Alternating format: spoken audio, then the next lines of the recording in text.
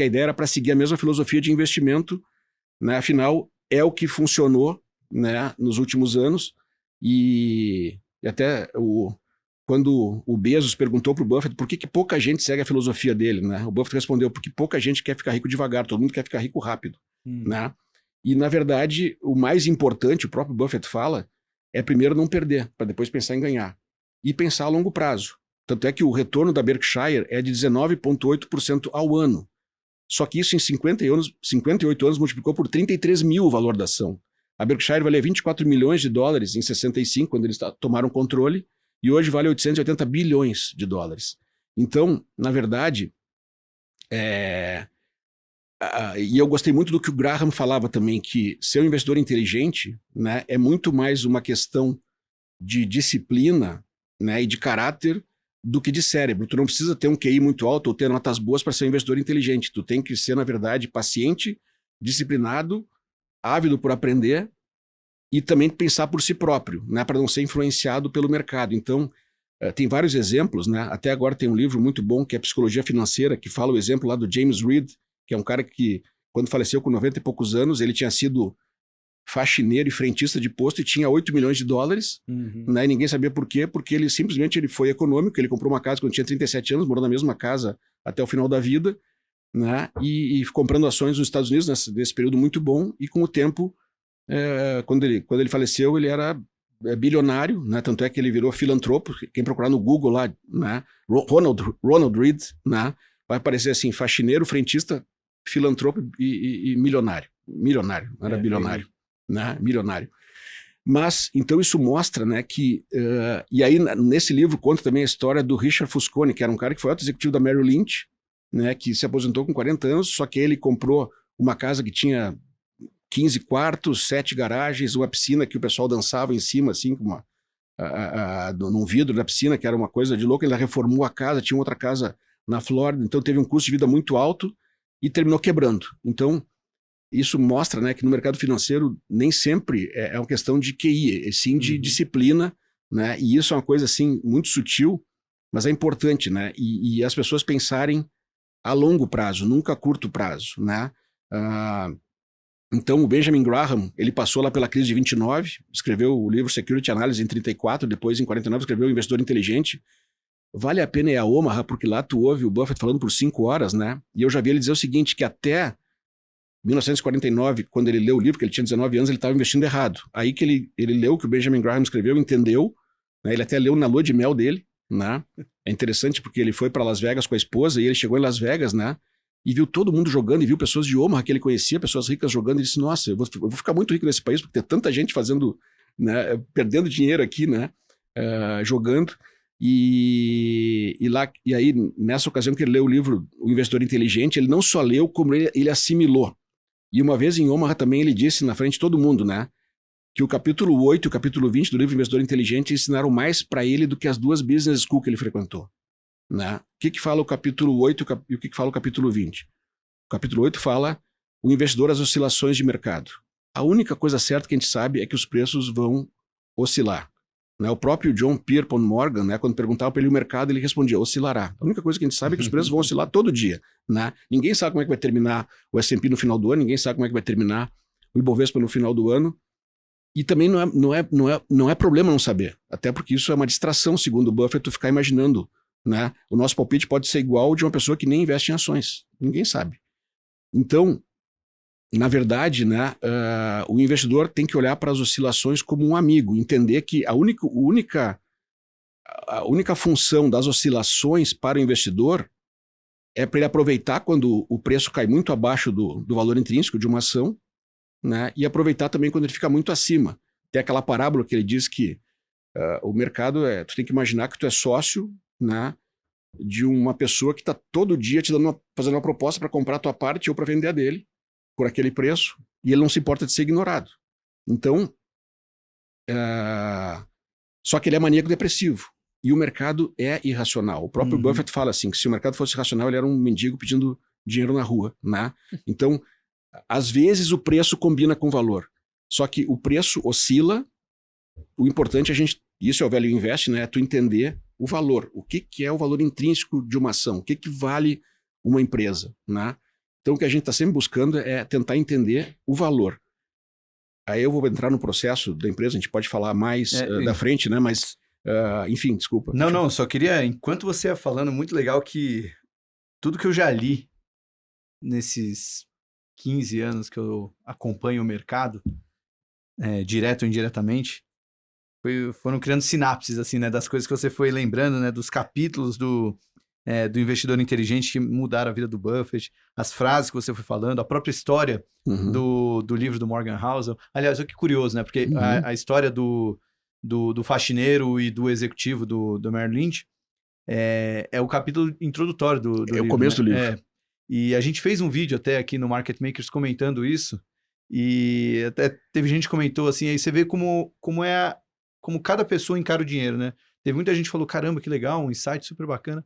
Mas teve gente que falou, pô, esse faxineiro não gastou nada do dinheiro e quando morreu o dinheiro ficou lá, né? Nem aproveitou, né? Então também acho que as pessoas também estão aprendendo, né? Ou precisam aprender como lidar com o dinheiro. Acho que por isso que a leitura do Morgan Housel é muito obviamente, todo livro ler sobre Warren Buffett, sobre o Peter Lynch, sobre Benjamin Graham, vai te dar muito insumo para entender filosofia de investimento, mas o Morgan Housel ele te ajuda a entender a psicologia do dinheiro por si só, né? Como o próprio nome do livro diz, né? Ele te ensina a entender e encarar de uma melhor maneira o dinheiro. Agora, só como você já falou de Omaha, como é que você acha que vai ser? Você disse o Warren Buffett fala por 5 horas, mas ele não falava sozinho, né? Ele tinha o parceiro inseparável dele.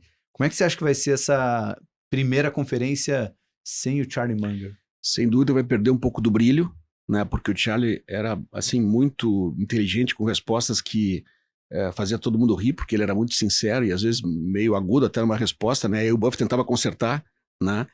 Era uma dupla fantástica, vai perder um pouco do brilho. Eram 5 horas de perguntas e respostas só com os dois, né? E realmente, assim, eles se afinavam muito bem. Mas na maior parte das vezes o que a gente mais ouvia do Charlie era dizendo o seguinte, I have nothing to add, não tem nada para acrescentar. O Buffett respondia e ele dizia isso. Às vezes em quando ele vinha com alguma resposta, né, muito inteligente. E o ano passado mesmo ele estava com 99 anos, a gente fica impressionado assim, da lucidez dos dois, né? O Buffett esse ano está com 93, vai fazer 94, né? O Charlie até brincava, né, que ele estava no encontro pro Buffett parecer novo, né? Porque ele tinha 99. Mas era muito descontraído, assim, o evento. Então, esse ano vai ser um pouco mais sério. O Charlie animava a plateia, com respostas, assim, muito boas, às vezes até um pouco menos educadas, né? O Buffett sempre foi muito mais educado, e às vezes até o Buffett tentava depois consertar o que o Munger dizia. Vai perder um pouco do brilho, né? Agora, o legal também, até voltando um pouquinho pro livro Psicologia Financeira, é o seguinte, né? Tem uma frase deles que eu gosto muito também, do seguinte, que custo de vida não quer dizer qualidade de vida, ou padrão de vida, né? E, claro, a gente tem que saber usar o dinheiro, e talvez o Ronald Reed, enfim, a gente não sabe, não conhece detalhes da vida dele, mas a verdade é que ele não tinha preocupação de ter dívidas e tinha tranquilidade de ter reserva, ele tinha liberdade de fazer o que ele quisesse, né? E talvez ele estivesse contente com o que ele tinha. O próprio Buffett, uma vez perguntaram para ele, né? Porque ele ganha $100 mil por ano, ele é o CEO mais mal pago dos Estados Unidos. A Berkshire Hathaway é a 9ª empresa de maior valor de mercado, é a maior de patrimônio líquido, 561 bilhões de patrimônio líquido, ele ganha $100 mil por ano. E uma vez um acionista lá, que são 14 microfones espalhados, né, no auditório, perguntou para ele, tu tá fazendo tão bem para nós, por que tu não aumenta o teu salário? E ele respondeu, porque eu não consigo tomar mais Coca-Cola e comer mais hambúrguer. Né? Ou seja, a vida que ele tem, por incrível que pareça, é a vida que ele gosta. Então quem é que vai criticar? Ele tá bem, ele tá com 94 anos, 93 anos, ele diz que ele pula da cama para trabalhar, gosta do que faz. Então, não é porque ele não toma vinho caro, não é porque ele não tira férias que ele não tá feliz. Ao contrário, ele é um cara feliz. Né? Então, mesmo sendo econômico. Né? Naquele livro lá A Formação de um Capitalista Americano, dizia, olha, se tu passar em Omaha e tu vê um velhinho descarregando caixa de Coca-Cola, tá em promoção no Walmart, tu achar que é ele mesmo. Né? Então, ele ajustou a vida dele, né, para aquilo que ele gosta, e eu acho que isso que é importante. A gente não precisa muito para ser feliz. Né? As pessoas, na verdade, às vezes se colocam um padrão de vida que não precisava. Né? Então, às vezes tu é mais feliz com um custo de vida mais baixo. E agora, o ter reserva, ter economia, né, e poder passar para as futuras gerações uma reserva, isso é uma coisa que acho que todo mundo deveria almejar. Né? E é também o que o Charlie falava, assim, né? Que muitas vezes tu tem que ter o gene do recompensa diferida. Ou seja, aquela história de tu saber esperar para ter uma recompensa maior, né? A gente tem que ser paciente, às vezes a gente sofre, às vezes a gente tá, o mercado não está tão bom, a cota não está subindo, mas tem que saber que se tiver paciência, né, um dia o preço vai corrigir para o valor e tu vai ser recompensado por estar, às vezes, deixando para aproveitar mais para frente, né? Então, eu digo para os meus filhos, né, tem duas formas de ser rico, uma é ter muito e outra é precisar pouco, a segunda é muito mais fácil. E gostar de coisas simples e fáceis, né? A minha avó tinha uma frase muito legal que ela dizia assim, tudo que o dinheiro compra é barato, né? O que o dinheiro não compra é que tem valor na vida.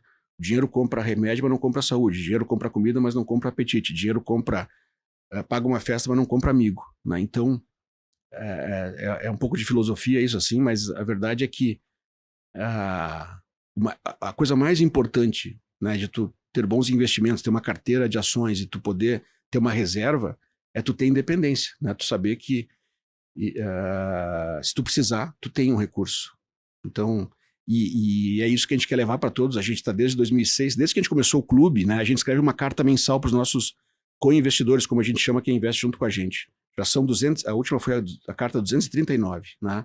Então a gente tenta culturar as pessoas, né? De que investimento é de longo prazo, tem que ter paciência, né? Não é assim.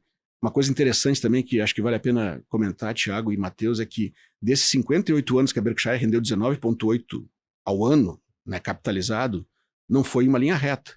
Teve 11 anos que a ação da Berkshire caiu. Em 74 ela caiu 48%. Imagina alguém que tirou, né, vendeu a ação da Berkshire porque ela tinha caído 48% lá em 74.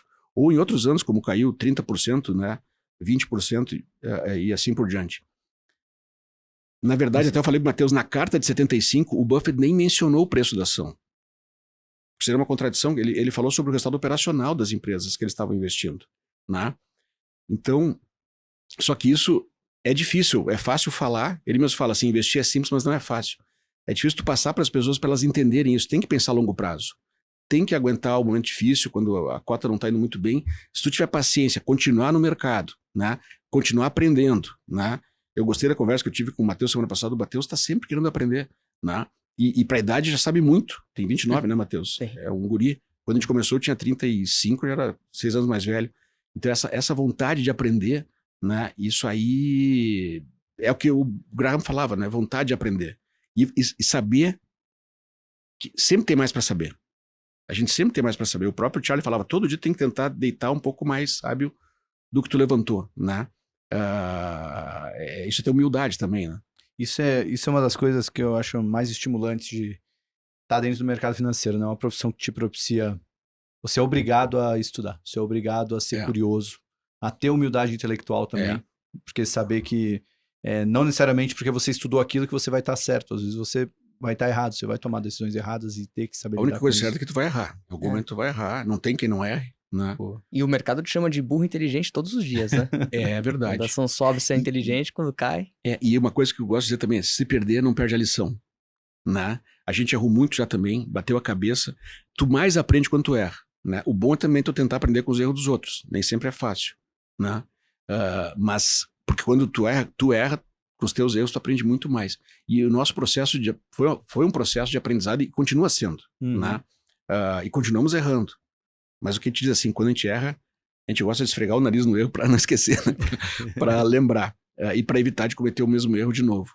E eu acho que a decisão colegiada também ajuda muito, porque hoje nós somos um comitê de 6 pessoas, a gente nunca quis ser uma casa de uma pessoa, né? Por isso que as nossas decisões também hoje são colegiadas, né? Se sair um membro do comitê, o comitê continua com o mesmo processo de decisão, a mesma filosofia, né? E a ideia é, eu sempre digo assim, eu quero que a Vulcan cuide do dinheiro dos meus filhos, né? Cuide bem, mesmo se eu não estiver mais aqui, né? Espero ter saúde, mas isso a gente não sabe, Deus é que sabe, né? Mas os processos e boas pessoas para fazer gestão com seriedade e sempre, aí nós podemos falar um pouquinho mais do nosso processo, que é bem detalhado, mas a filosofia de investimento é essa, é investir, não especular. Acho que esse que é o mesmo que vocês pensam, né? Olhar as empresas, analisar as empresas, entender as empresas, Saber que tu não tá comprando um papel, tá comprando um pedaço de uma empresa, né? Nunca me esqueço quando minha filha era pequena, quando a gente começou, a gente ia na Panvel, que é a rede de farmácia Panvel, que cresceu, né? Na época a gente comprou a Panvel por menos do que o estoque até. E eu dizia pra ela, olha filho, um tijolinho ali é nosso, né? Esse é o conceito, tu ter uma empresa, tu saber que se tu tem Suzano, se tu vai secar a mão, tu tá secando a mão com um pedacinho da Suzano ali. Não pode pensar muito assim, senão gasta demais aí, né? Isso A aí. gente com o Vulcabras, a gente fez isso com os nossos tênis, não. Agora tem uns novos tênis de corrida, enfim. Acho que tem um pouco dessa Isso mentalidade aí. de dono. Mas é isso que ter ações é isso, tu tá participando, tu tem um pedaço das empresas. Tu tá aqui nos Estados Unidos, Public Company é empresa de capital aberto. Aqui a gente tem empresa pública, a gente fala estatal. Lá é público, não, empresas... Na minha lua de mel, eu nunca esqueço, né, que eu sentei na mesa, nós estávamos num cruzeiro, eu e minha esposa, com mais 2 casais americanos, e um perguntou para outro quais são as ações que tu tem. Não perguntou se tinha. Nos Estados Unidos, todo mundo tem ações. Então ele perguntou quais são as ações da tua carteira. E o outro respondeu, e aquilo ali, pensei, que legal, né? E os caras, assim, a Coca-Cola é uma empresa pública, a Disney é uma empresa pública, pública porque quem quiser ter ações lá tem, né? E assim por diante, a Apple e por aí vai. Você também leu Investidor Inteligente na sua lua de mel? Não, porque eu já estava casado. Mas é um livro que tem que ler, né? Especialmente o capítulo 8 e o capítulo 20. É o capítulo 8, esse que fala das oscilações, o investidor, as oscilações de mercado, né? Que até tem outro livro muito bom, né? Que fala, que é o livro Bom Senso em Investimentos do Bogle, John Bogle, né?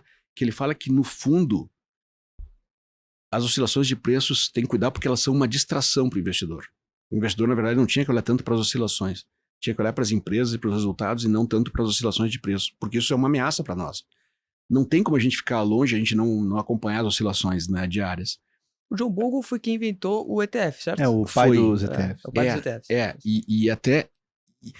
E uma coisa interessante que ele comenta nesse livro também é o seguinte, que desde 1900 até agora, até 2016, que é quando a última revisão do livro, né, o resultado do S&P foi 9,4% ao ano e o crescimento dos lucros e dividendos foi 9% ao ano. Ou seja, a bolsa anda junto com as empresas, não são coisas diferentes. Então, tu ter uma ação é tu estar participando de um negócio. Né? Hoje, por exemplo, quando tu compra renda fixa, tu tá emprestando para o governo. Né? Ou pode emprestar para um banco, um CDB, né?